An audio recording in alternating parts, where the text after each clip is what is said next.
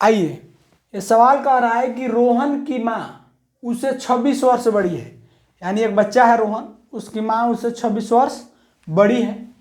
उनकी आयु का गुणनफल अब से 3 वर्ष पश्चात 360 हो जाएगी, यानी उनकी आयु का गुणनफल अब से 3 वर्ष बाद 360 हो जाएगी। तो रोहन की वर्तमान आयु ज्ञात करना है, यानी रोहन की वर्तमान आयु ज्ञात करना है। तो हम रोहन की आयु पता करने से पहले, हमें मालूम तो है नहीं, तो पहले हम रोहन की आयु क्या करते हैं, मान लेते हैं, ठीक है ना। तो मानते हैं, माना कि रोहन की आयु x है। क्या मान लें, रोहन की आयु x वर्ष है। तो माँ की आयु क्या हो जाएगा, तो माँ की आयु, रोहन की माँ की आयु हो जाएगा आपका, रोहन की आयु से 26 वर्ष बड़ा है, तो रोहन की आयु x है, इससे 26 वर्ष ज़्यादा उसकी माँ की आयु है, ठीक है, इतना वर्ष। अब प्रश्न से कहिए, जो प्रश्न कह रहा है उसी के अनुसार आप चल लीजिए। बस कह रहा है उनकी आयु का गुणनफल अब से 3 वर्ष पश्चात, तो रोहन की वर्तमान आयु x वर्ष है, तो 3 वर्ष पश्चात, तो 3 वर्ष पश्चात रोहन की आयु कितना होगा, रोहन की अभी x है, तो 3 वर्ष बाद हो जाएगा x प्लस 3, और माँ की आयु उनका 3 वर्ष बाद क्या हो जाएगा जी, माँ की आयु ए भी 3 वर्ष बढ़ेगा, यानी x प्लस 26 तो पहले से था ही, 3 वर्ष और बढ़ जाएगा, तो ये हो जाएगा x प्लस 29 वर्ष, ठीक है। इसमें कोई दिक्कत नहीं। चलिए प्रश्न से कह रहा है कि 3 वर्ष पश्चात उनके आयु का गुणनफल कितना, 360, तो आयु का गुणनफल कर दीजिए, तो अभी है x प्लस 3 और नेक्स्ट, और उसका गुणनफल x प्लस 29 का करने पर ही हो जा रहा है 360 हो रहा है। तो गुना कीजिए, x में x से गुना कीजिएगा तो ये होगा आपका x स्क्वायर, प्लस x में 29 से गुना कीजिएगा तो 29x, चलिए 3 में x से गुना कीजिएगा तो 3x, और 29 में 3 से गुना कीजिएगा तो 9 3 27 के 7, 3 दूना 6, वहाँ तो मेरे 2 गो 8 गो, यानी 87 बराबर हो जाएगा 360।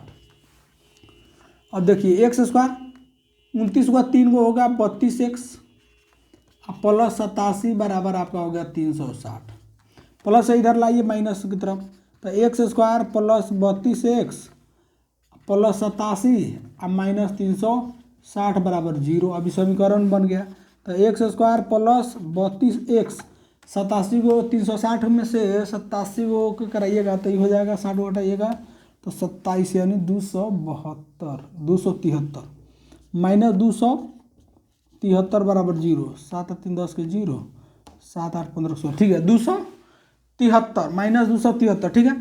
अब प्लस गुने पहला पद गुने लास्ट पद, तो पहला पद में x है, लास्ट पद 273, तो 273 हुआ, तो 273 को किस तरह हम गुना भागा कर रहे हैं, जोड़ घटाव कर रहे हैं कि हमको 32x आना चाहिए। तो इसमें पहले 2 से तो भाग लगने 3 से, इसका गुणनफल निकालते हैं, 3 9 27 3 का 3, फिर इसको 17 3 से होगा नहीं, 4 से 5 से 6 से 7 से होगा, 7 का 7 तो 7 3 31 7 91,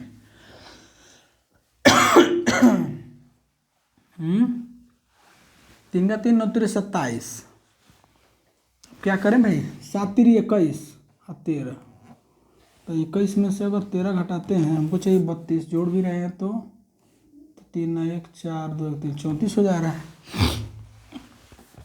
इससे काम नहीं चलेगा, कुछ और करना पड़ेगा।